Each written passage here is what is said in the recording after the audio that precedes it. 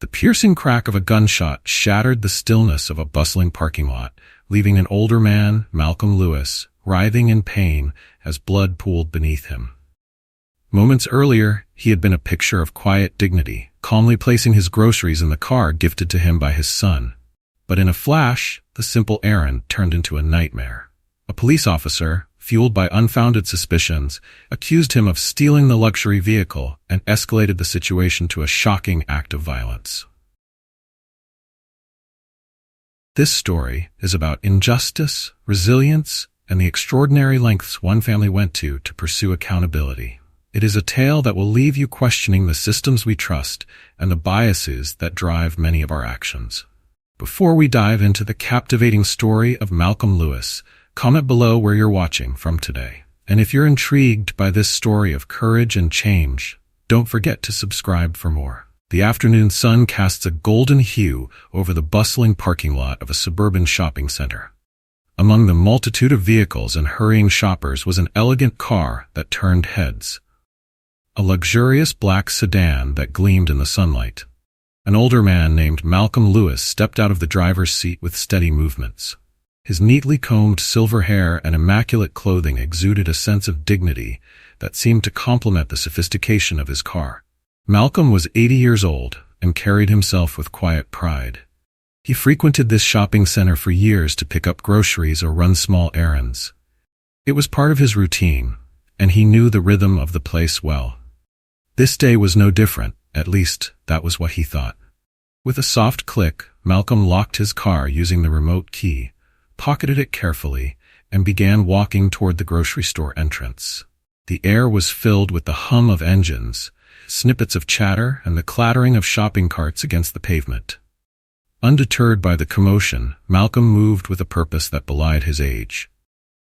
Inside the store, Malcolm's movements were efficient and organized. He easily navigated the aisles, picking up the items he needed, a loaf of bread, a carton of milk, and a few apples. He greeted the cashier with a polite nod, declining any offers of assistance with a warm but firm smile. Malcolm valued his independence, and it showed in every gesture. After paying for his groceries, he returned to the parking lot, the bag swinging gently at his side. The sunlight had mellowed, casting long shadows across the pavement as Malcolm approached his car. But as he neared, he noticed something unusual. A tall man in a police uniform standing beside his vehicle.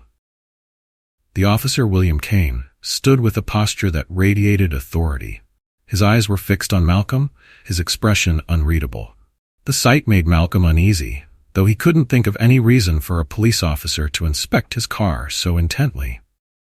Brushing off the unease, he adjusted the grocery bag in his hand and approached his vehicle.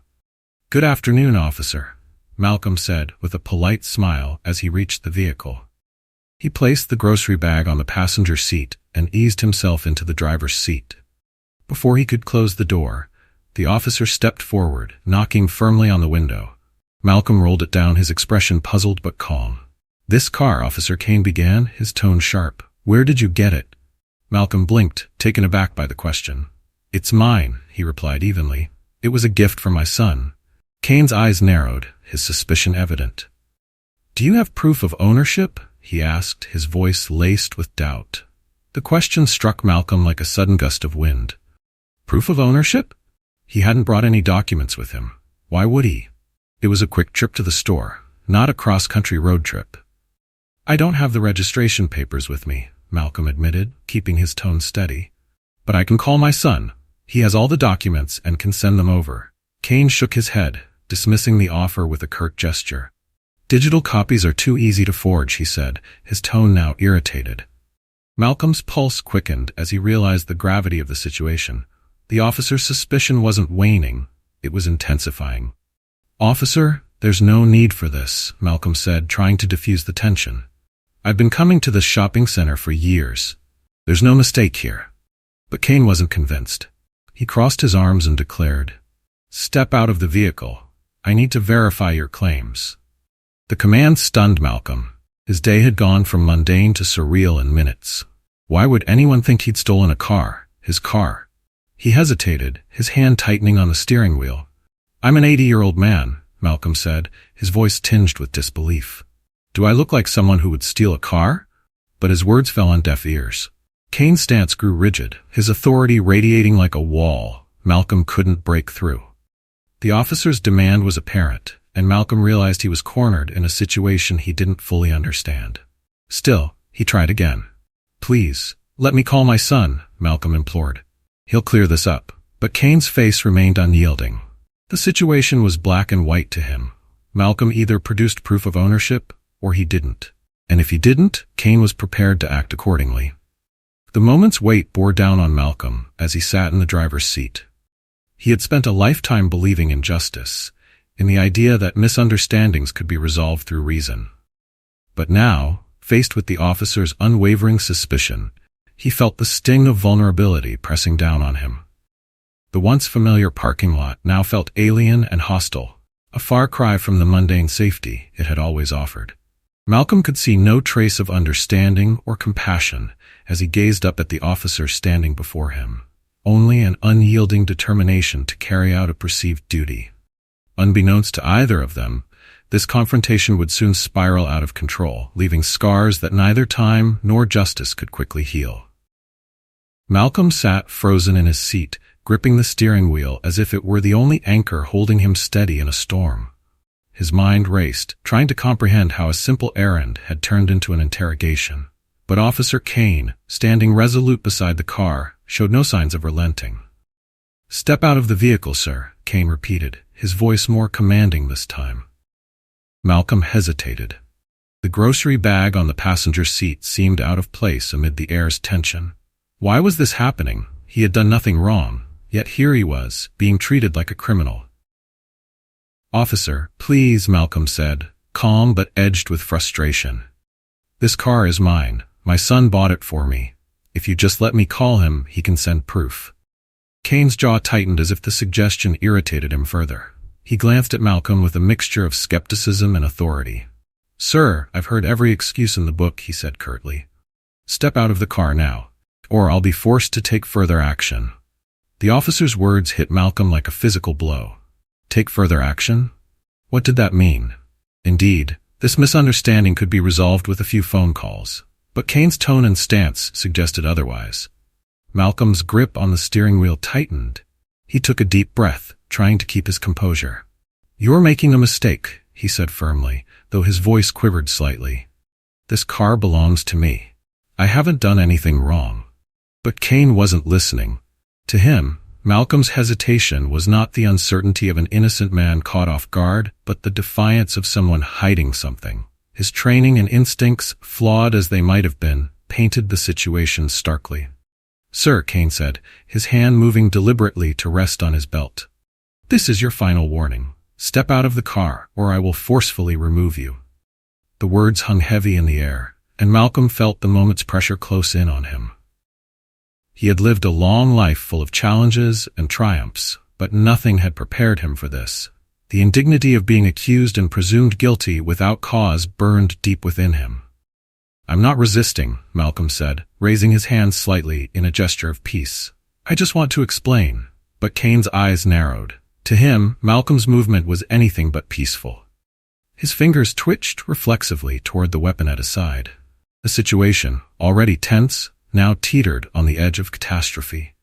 "Don't move," Kane barked, his voice sharp enough to turn heads in the parking lot.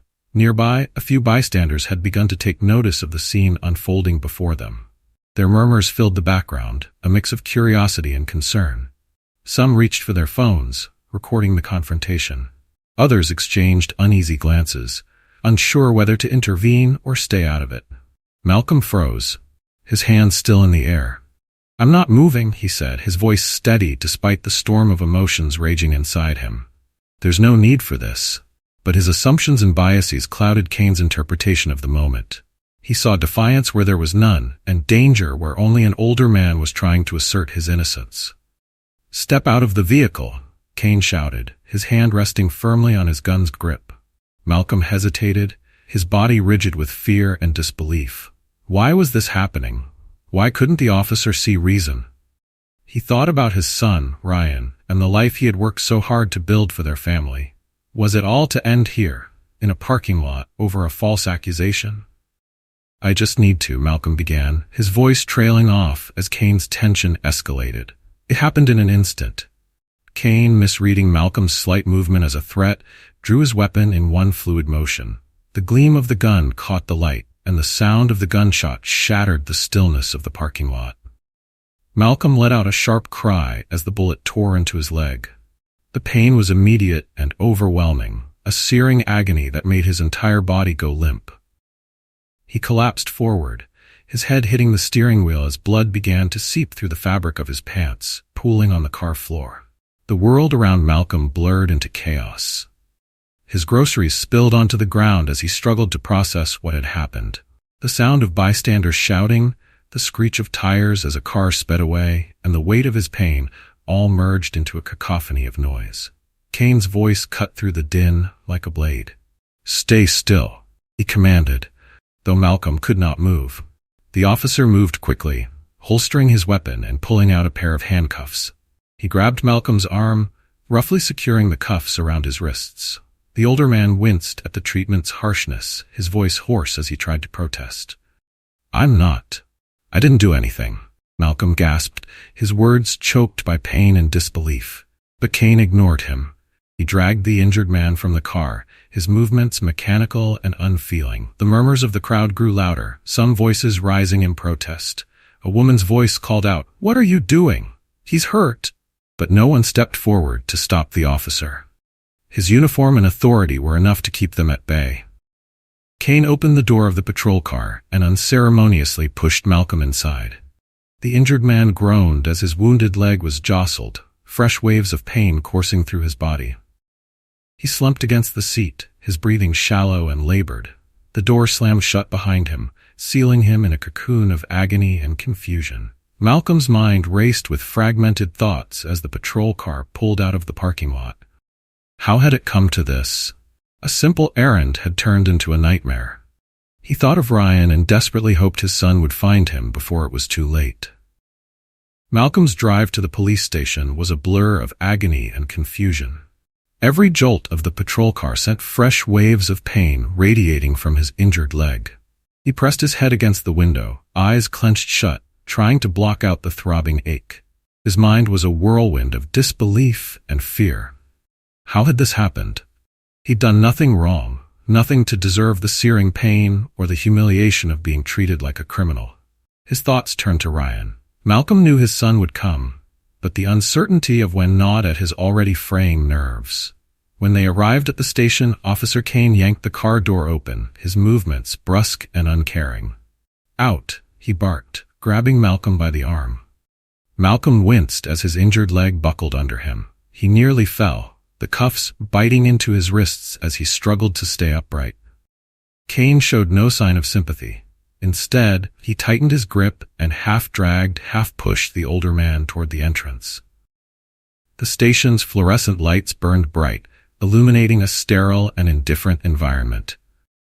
Officers glanced at Malcolm as Kane hauled him inside, their expressions a mix of curiosity and disinterest. No one stepped forward to question what was happening or to offer assistance.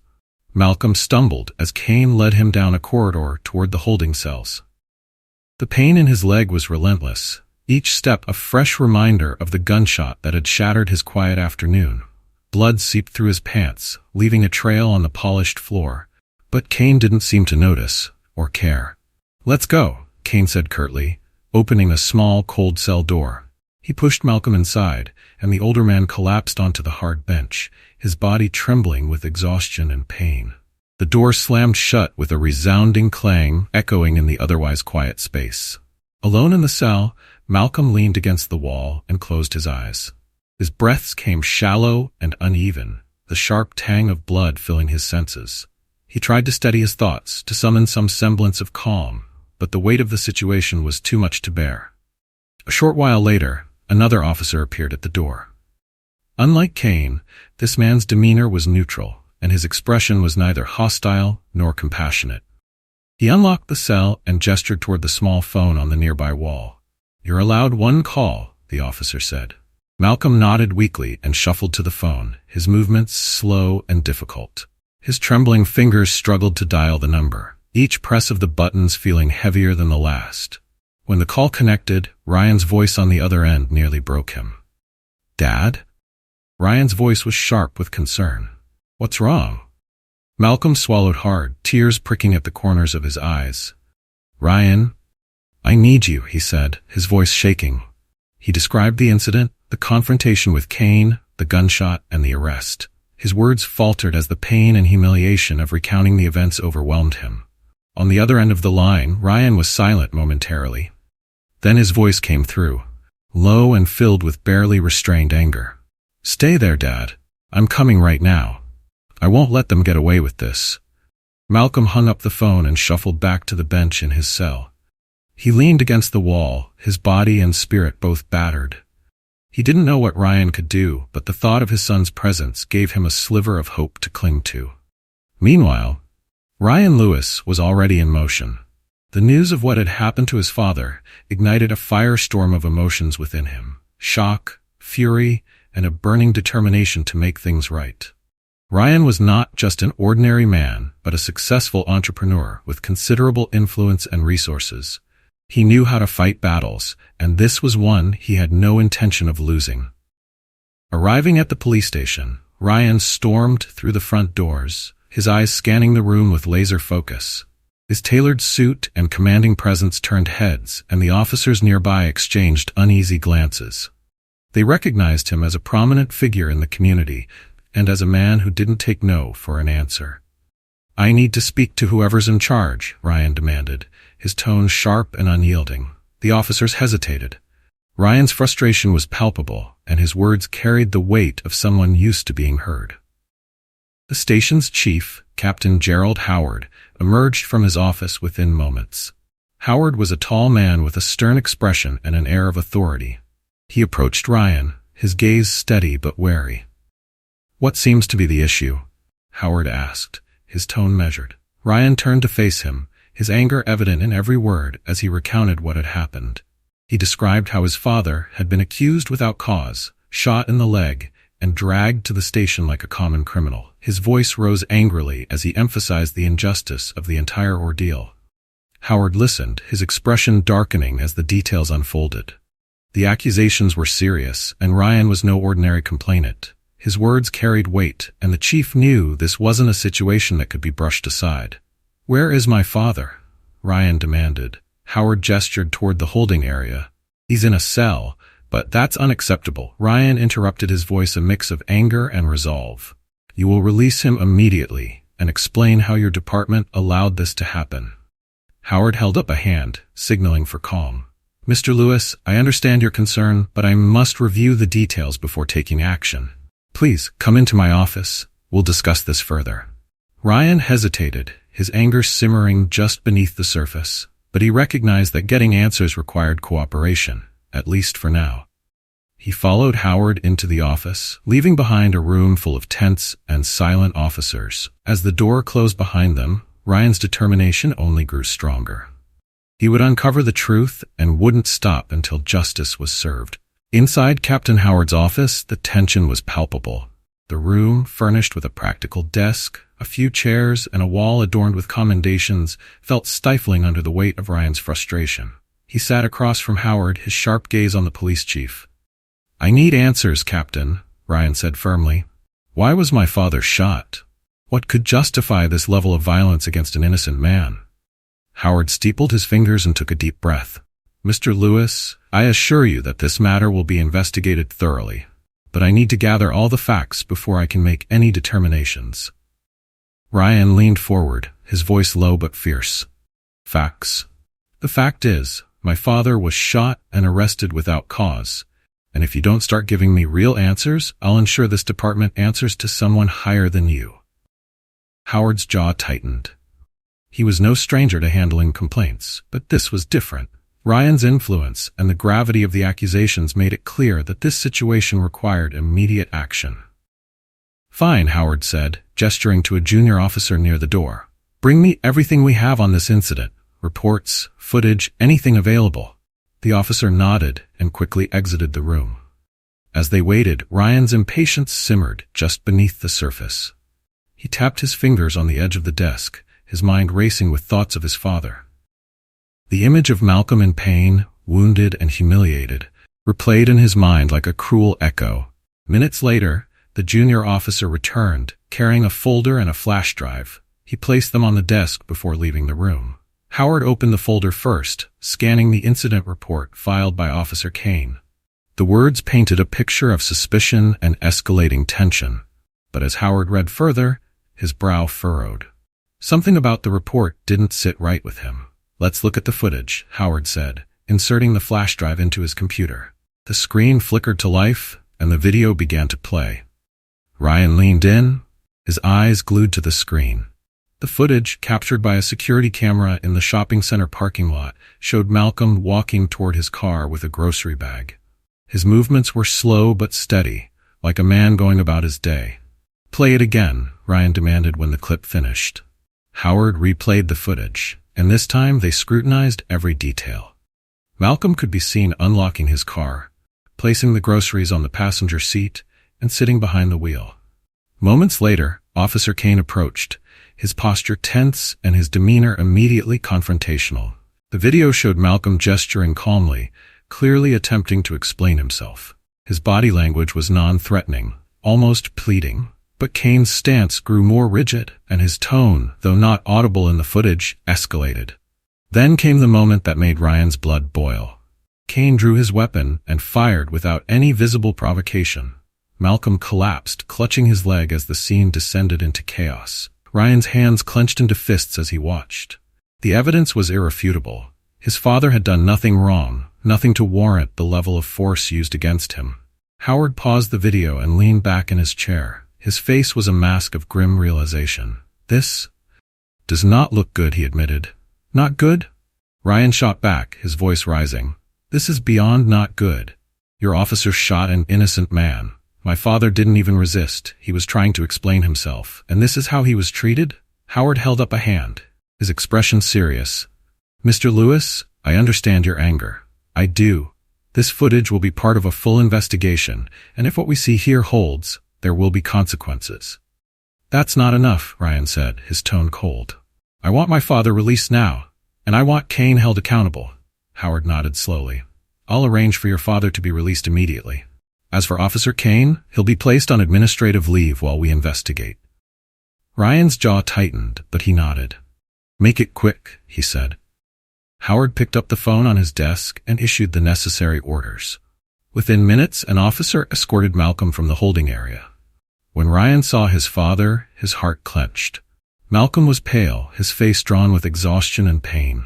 He leaned heavily on the officer who guided him, his injured leg bandaged but still causing him discomfort.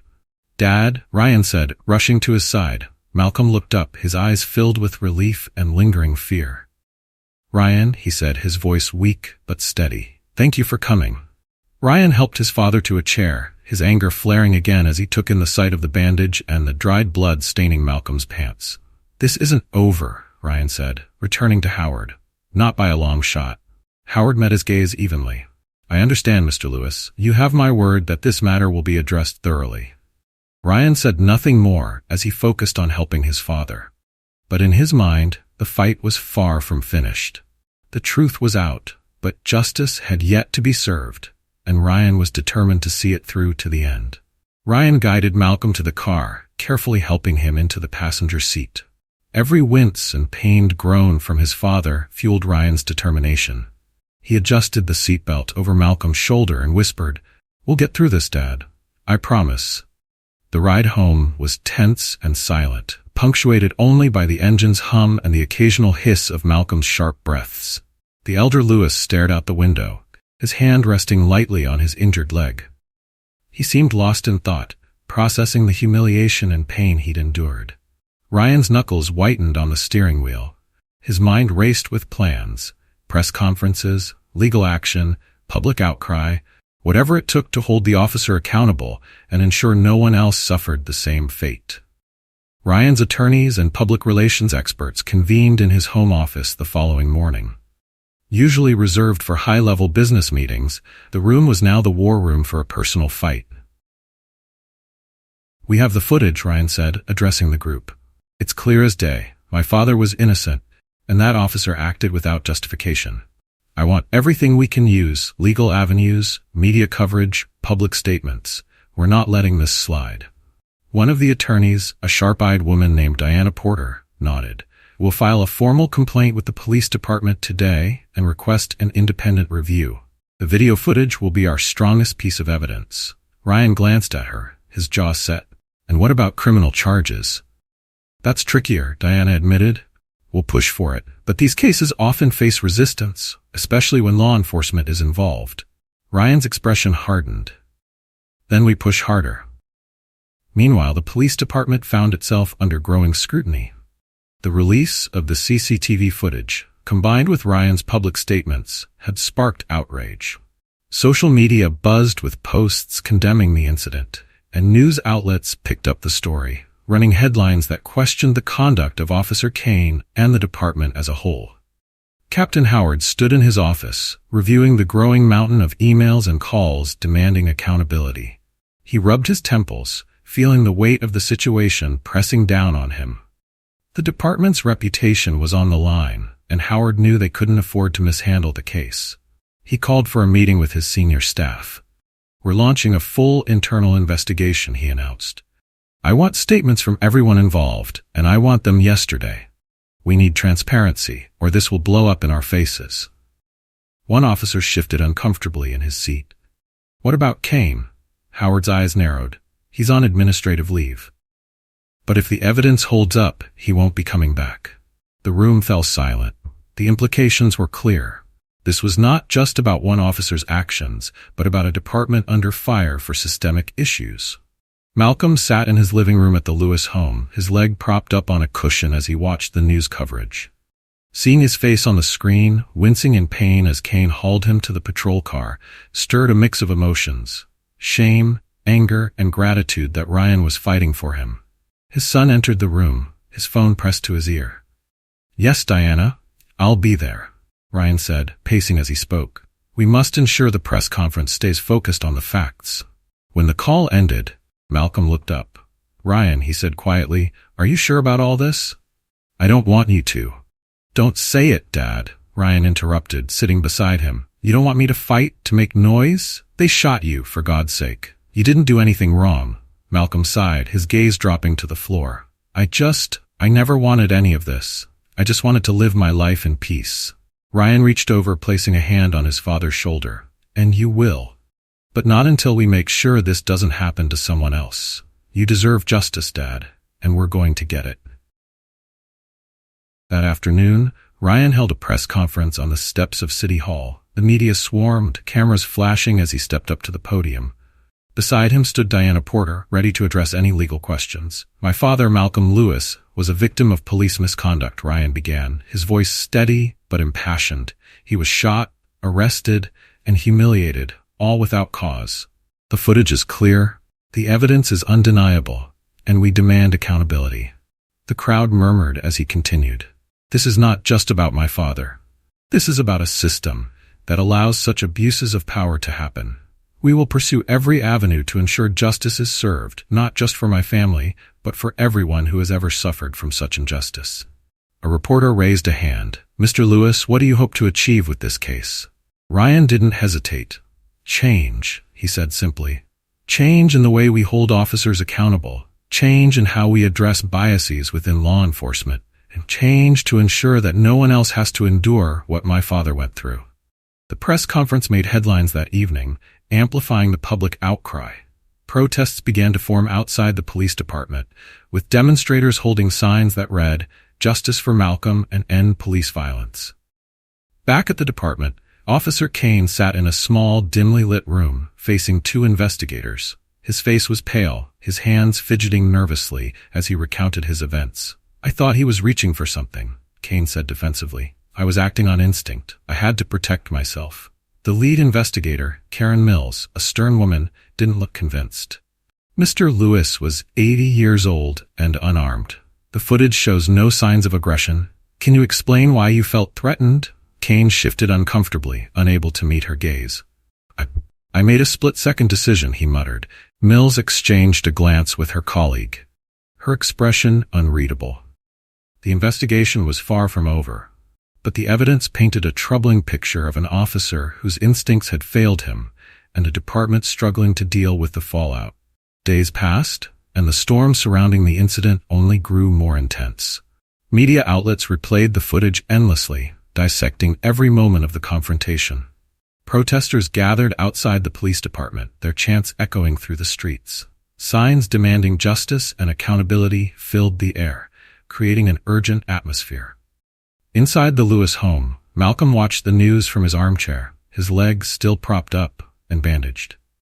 Despite his stoic demeanor, the stress of being at the center of such a public ordeal weighed heavily on him. Ryan entered the room with a phone and a laptop in one hand. He set the computer on the coffee table, its screen already displaying the latest headlines.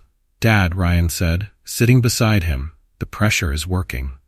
The department's being forced to act faster than they wanted to." Malcolm looked over, his expression cautious. "What does that mean, exactly?" "Bookmark. It means they're scrambling," Ryan replied. "The internal investigation is moving forward, and they've scheduled a meeting with their oversight board. Diana thinks this could be the turning point." Malcolm exhaled slowly, unsure whether to feel hopeful or wary. "And what about the officer?" "Kane?" Ryan's jaw tightened. "He's been put on leave, but that's not enough. We're pushing for criminal charges. No one should be able to do what he did and walk away with a slap on the wrist." At the police department, Captain Howard reviewed the preliminary findings of the internal investigation. The stack of reports on his desk was damning. The CCTV footage, witness statements from bystanders at the shopping center, and even complaints about Kane's conduct from previous cases. The evidence clearly depicted an officer who had acted recklessly, disregarding protocol and basic decency. Howard called for an emergency meeting with the department's leadership and the city's oversight board. The room was filled with a tense silence as he presented the findings. "This is what we're dealing with," Howard said, tapping the folder before him. "The video footage alone is enough to indict Kane, but the witness statements and his history of misconduct make it even worse." One of the board members, an older woman with a sharp gaze, leaned forward. "And what is your recommendation, Captain?" Howard hesitated. He knew the answer, but saying it aloud felt like an admission of failure. "We terminate Kane's employment immediately and refer the case to the district attorney for criminal charges." The room erupted into murmurs, some agreeing, others expressing concern over the potential backlash. "This will reflect poorly on the entire department," one board member said. "We need to handle this delicately." Howard's patience wore thin. "This isn't about protecting the department's image, it's about doing what's right. If we don't act decisively, the public's trust in us will erode even further." The board members exchanged uneasy glances, but they couldn't ignore the weight of Howard's argument. After a brief deliberation, they agreed to move forward with his recommendations. Later that day, Howard held a press conference to address the situation. Standing at a podium flanked by other senior officers, he faced a sea of reporters and flashing cameras. After a thorough preliminary investigation, Howard began. "We have determined that Officer William Kane's actions clearly violated department policy and the law. Effective immediately, Officer Kane has been terminated from his position." A wave of murmurs rippled through the crowd. Howard raised a hand, signaling for silence. "This case has also been referred to the district attorney's office for potential criminal charges," he continued. "We are committed to full transparency and accountability as this process unfolds." The questions came quickly, reporters shouting over one another, eager to be heard. "Captain, does this incident indicate larger systemic issues within the department? What steps are being taken to prevent something like this from happening again?" Howard answered carefully, emphasizing the department's commitment to reform and retraining. But beneath his composed exterior, he knew the department's reputation was hanging by a thread. When Ryan heard the news of Kane's termination, his reaction was bittersweet. He sat at his kitchen table, scrolling through the latest updates on his phone, while Diana sat across from him. "It's a step in the right direction," Diana said. "But it's not the end." Ryan nodded. "Not even close." "What about the DA? Are they moving forward with charges?" "They're reviewing the case," Diana replied. "The evidence is strong, but these cases are always complicated. There's still a lot of work to do. Ryan leaned back in his chair, his expression hardening. Then we keep the pressure on. They must know we're not going anywhere until we see justice. As the Lewis family gathered for dinner that evening, the atmosphere was heavy but hopeful. Malcolm sat at the head of the table, his movements still slow as he adjusted his chair. Ryan filled his father's plate. The simple gesture, a quiet reminder of the bond that had only grown stronger through the ordeal. "Ryan," Malcolm said, his voice low but steady, "I appreciate everything you're doing. But you need to take care of yourself too. This fight, it's not easy." Ryan looked up, his expression softening. "I'm doing this for you, Dad. For us. For everyone who's ever had to go through something like this." Malcolm nodded, a faint smile tugging at his lips. "Just don't lose yourself in it." The words hung in the air, a quiet acknowledgement of the toll the battle was taking. Other protests grew, and the case moved closer to the courtroom. The Lewis family braced themselves for the challenges ahead. The fight for justice was far from over, but they were no longer alone. Their story sparked a movement, gaining momentum with each passing day. The day of the trial arrived, and the courtroom buzzed with anticipation. Journalists filled the gallery, their notepads and cameras ready to capture every detail. Protesters gathered outside, their chants echoing through the halls of justice. The case had grown beyond Malcolm Lewis. It was now a symbol of accountability in the face of authority. Accompanied by Ryan, Malcolm entered the courtroom slowly, leaning on his cane for support. The pain in his leg was a constant reminder of the ordeal he had endured, but he held his head high. Ryan walked beside him, his expression steely and determined. The defendant, former Officer William Kane, sat at the defense table, his face pale and tight. His attorney whispered something to him, but Kane barely responded, his eyes darting around the room nervously. The judge entered, and the room fell silent as everyone rose. The trial had officially begun. Bookmark, go back. The prosecution should have spent more time laying out their case. They first presented the CCTV footage, playing it on a large screen for the courtroom. Gasps rippled through the gallery as the video showed the sequence of events.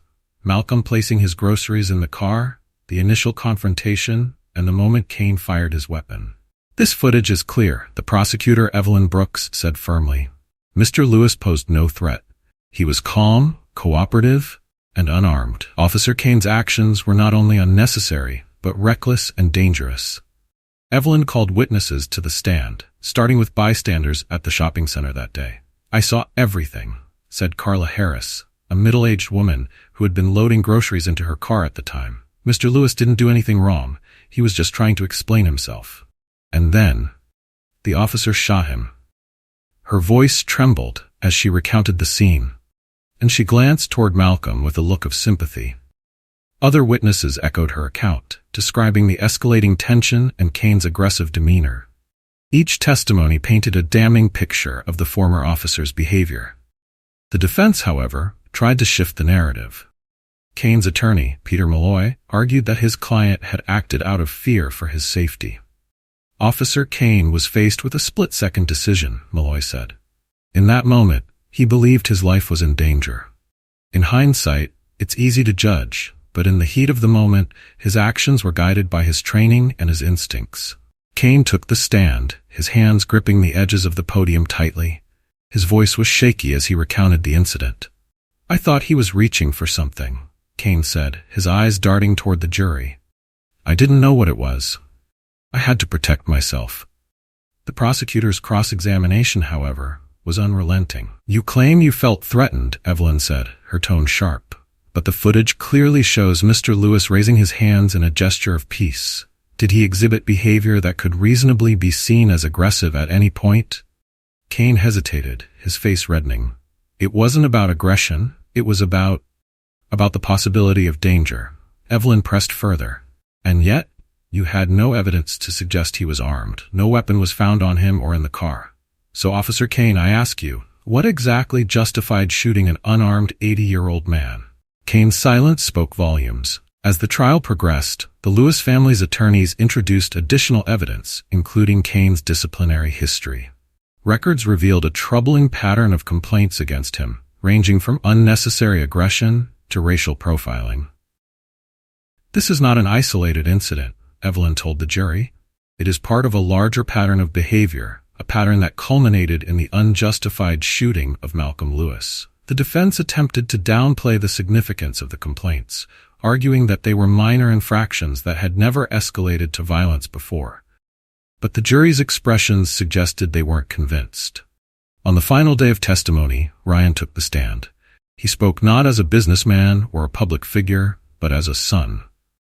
"My father is the most honest, kind, and dignified man I know," Ryan said, his voice steady but full of emotion. "He's worked hard, raised a family, and contributed to his community. And yet he was treated like a criminal, shot and humiliated for no reason other than someone's assumptions." He paused, glancing at his father, who watched him with quiet pride. "This case isn't just about my father," Ryan continued. "It's about accountability. It's about ensuring no one else has to endure what he went through. We deserve better, from our police, justice system, and each other." His words resonated deeply, drawing murmurs of agreement from the gallery. Both presented their final pleas to the jury.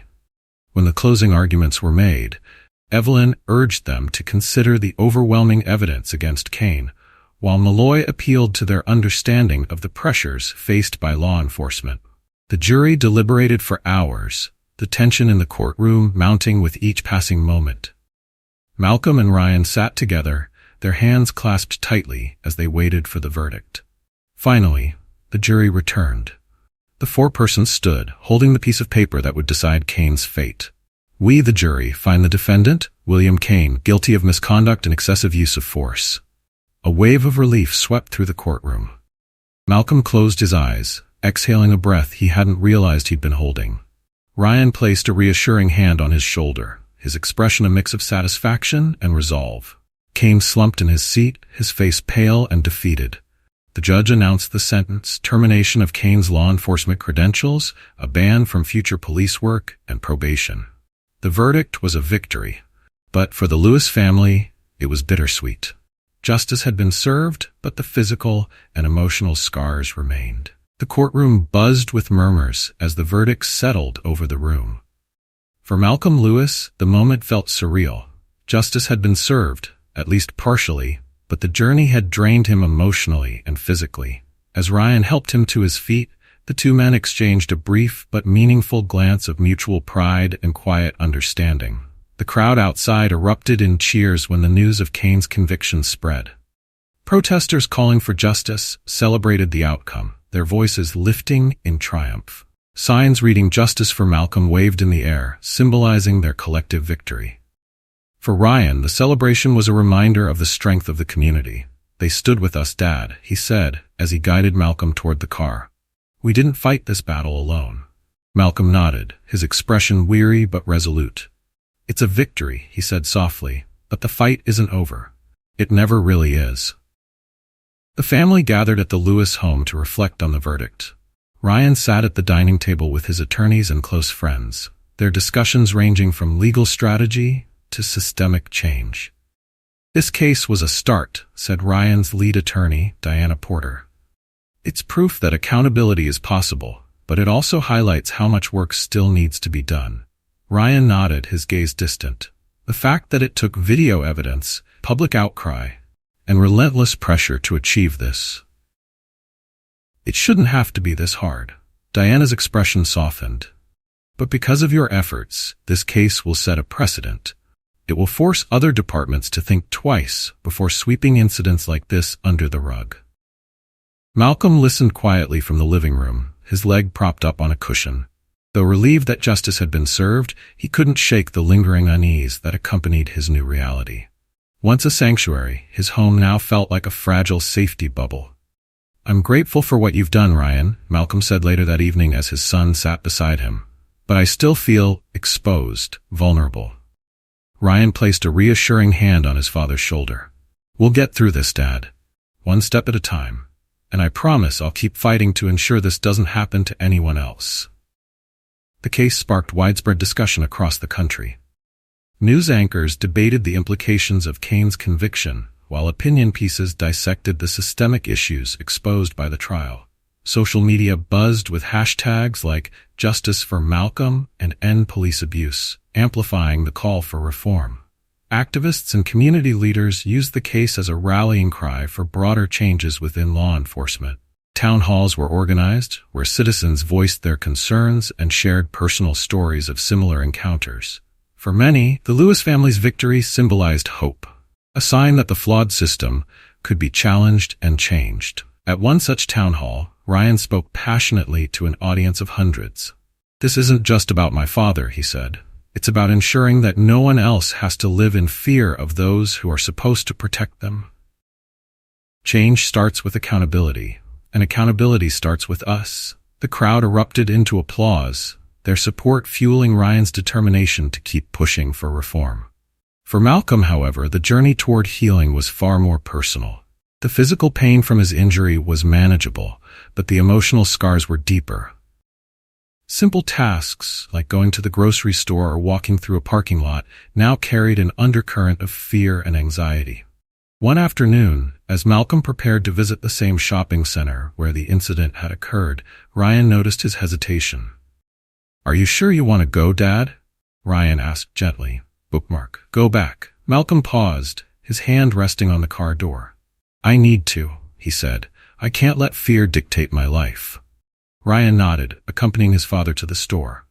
Malcolm moved purposefully, and they walked through the familiar aisle, determined to reclaim a sense of normalcy. But the experience was bittersweet. He couldn't ignore the curious glances from strangers who recognized him from the news. By the time they returned to the car, Malcolm was visibly relieved. It wasn't easy, he admitted, but it was necessary. Ryan smiled. "You're stronger than you know, Dad." Despite the progress, the incident had lasting effects on the Lewis family. Once filled with laughter and lighthearted conversation, family gatherings now carried an undercurrent of tension. Malcolm's once cheerful demeanor was tempered by caution, and Raz's newfound vigilance marked Ryan's interactions with the world. "I can't help but think about how much worse it could have been," Ryan confided to Diana during a quiet moment.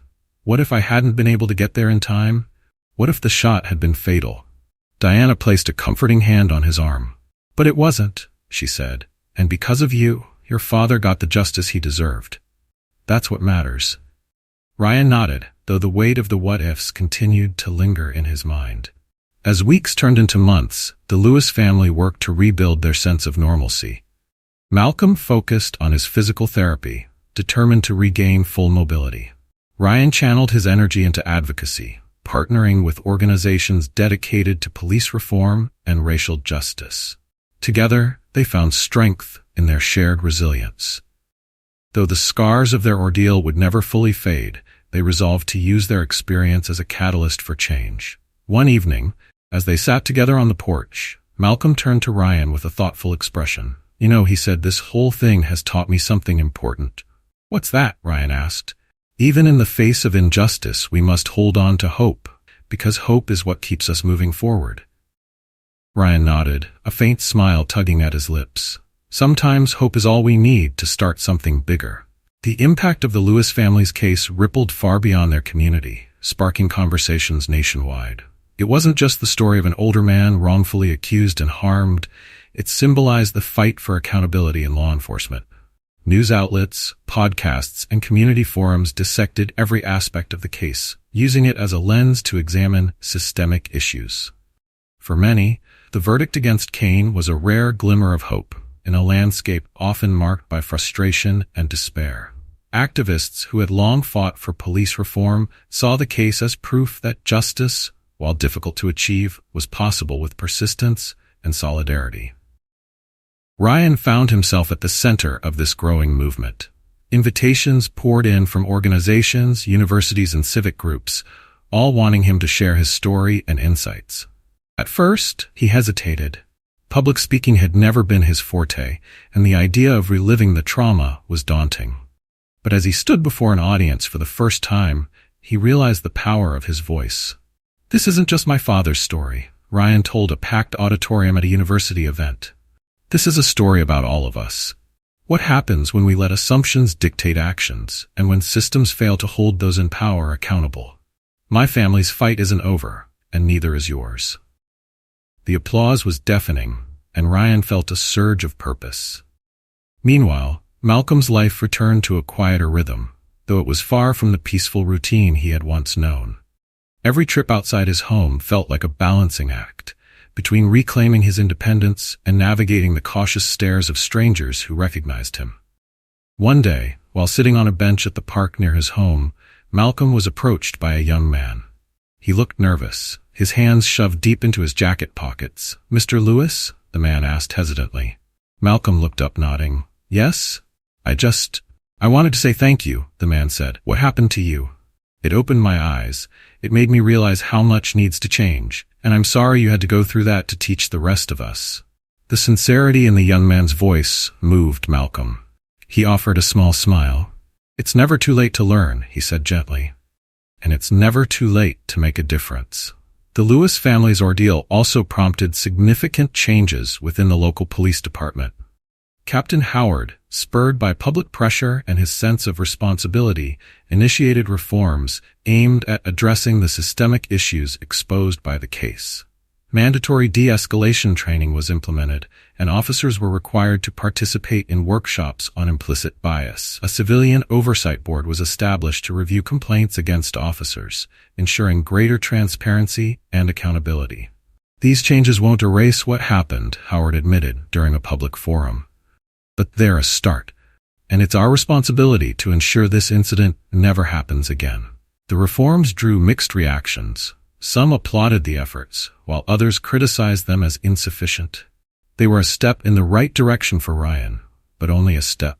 "We need more than policies," he said during an interview. "We need a cultural shift.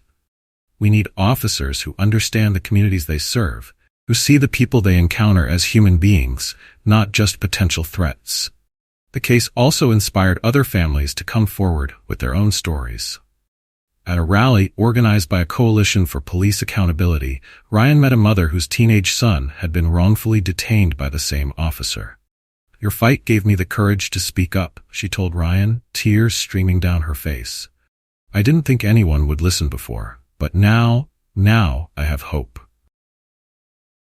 Ryan embraced her, the weight of her words sinking in. The fight wasn't just about his father anymore. It was about everyone silenced by fear or doubt. Even as progress was made, the challenges of healing remained. Malcolm often replayed the events of that fateful day in his mind. The sound of the gunshot, the pain, the humiliation, it all lingered like a shadow. One night, he confided in Ryan. "I still can't understand why," he said quietly. "Why he looked at me and saw a criminal." Ryan placed a reassuring hand on his father's shoulder. "Because he didn't see you, Dad.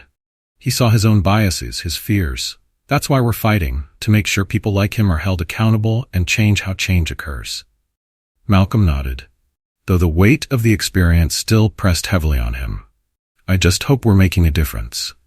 "You already have," Ryan said firmly. "You've inspired people to stand up, to demand change. That's more than most people can say." In the broader community, the incident became a touchstone for conversations about justice, equality, and the role of law enforcement.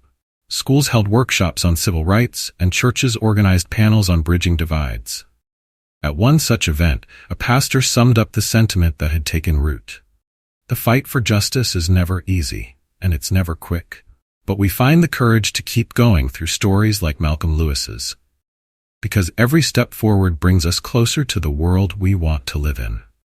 As Malcolm and Ryan reflected on the journey, the power of their story, not just as a cautionary tale, but as a source of inspiration. Sometimes, Malcolm said one evening, sitting with Ryan on the porch, "It takes a storm to clear the air, to make people see what's been there all along." Ryan nodded, a determined look in his eyes.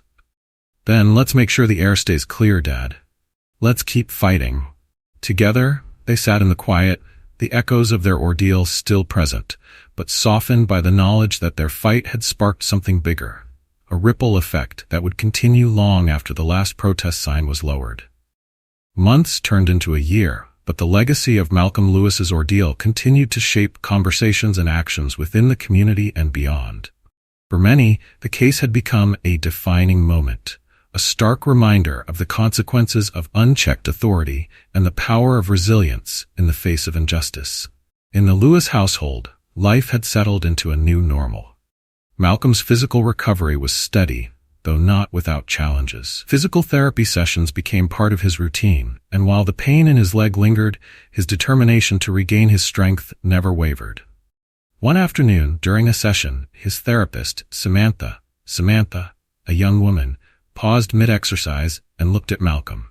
"You're an inspiration to many people. You know that?" she said with a smile.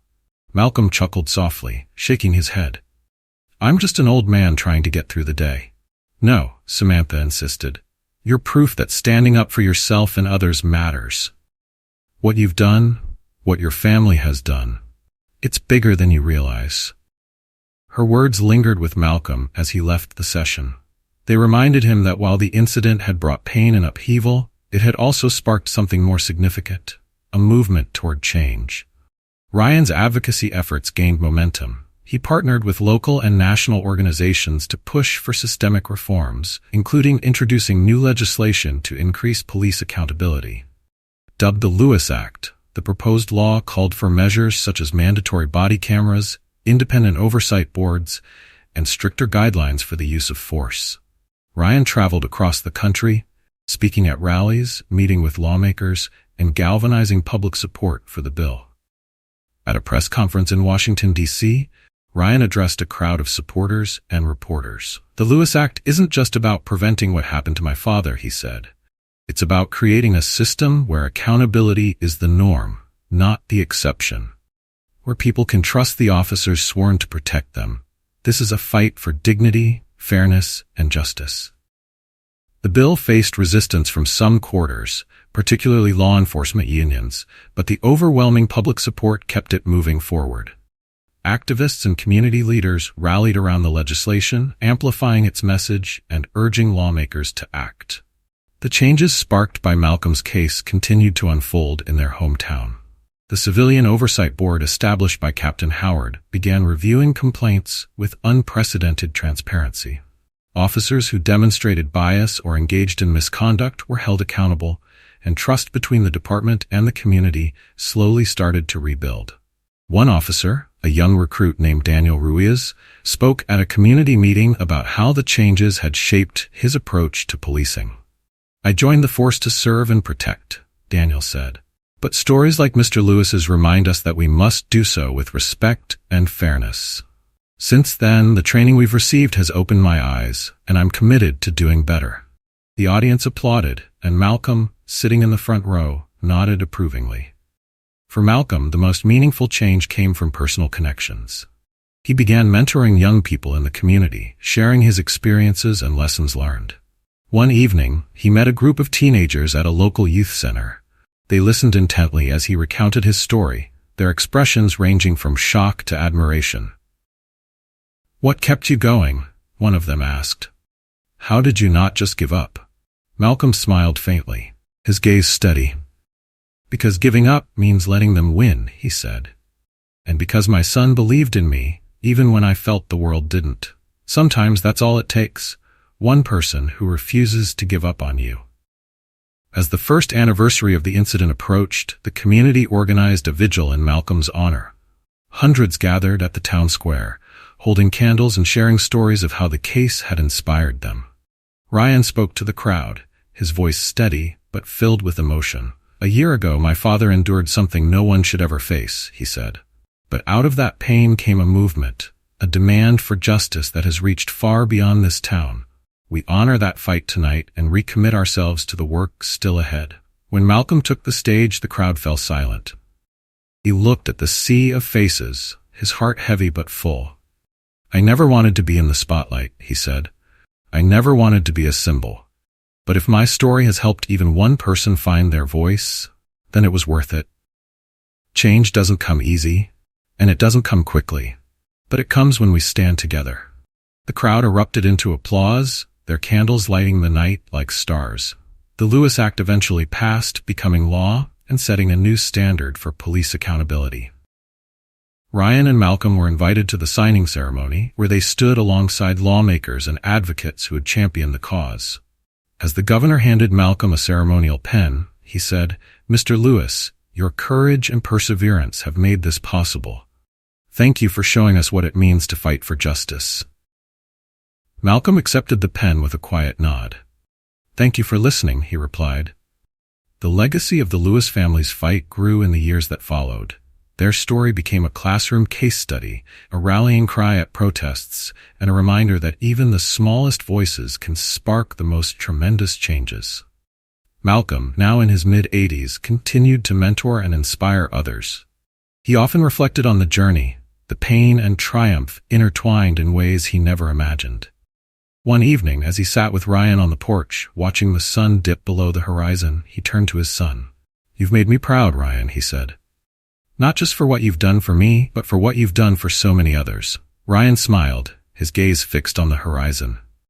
"I learned from the best," he replied. As the sky darkened and the first stars appeared, father and son sat in peaceful silence, knowing their fight had left a mark, a legacy of change that would endure for generations. This story is more than just an account of injustice. It is a testament to the strength of the human spirit and the power of unity in the face of adversity. Malcolm Lewis's journey from victim to symbol of resilience reminds us of the deep-seated issues that still exist within our systems and the urgent need for accountability. His courage to endure, his son Ryan's unwavering determination, and the community's rallying support collectively highlight how change is possible when we refuse to stay silent. The lessons are clear.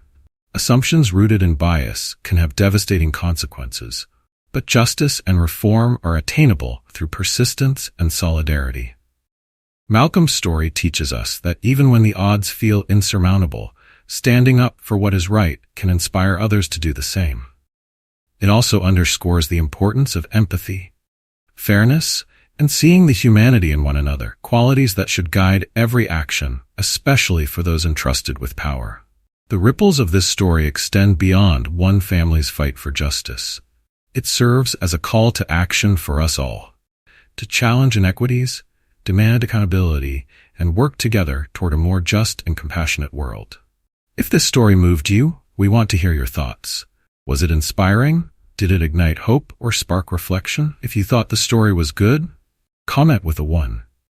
If you thought it was amazing, comment with a 2. And let us know about your own stories too. We'd love to hear how you faced challenges or made a difference in your community. Don't forget to subscribe to our channel to ensure you never miss more meaningful and heartfelt stories like this one. Your voice matters, so share your thoughts in the comments below. Together, let's keep these important conversations alive.